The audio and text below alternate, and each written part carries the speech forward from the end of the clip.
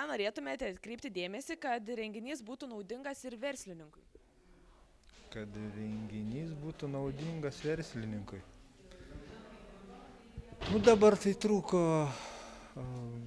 tokio daugiau bendravimo su tais studentais, laiko trūko susipažinti. Kaip manote, ar tokie renginiai, kur susitinka darbo rinkos atstovai ir studentai, yra reikalingi?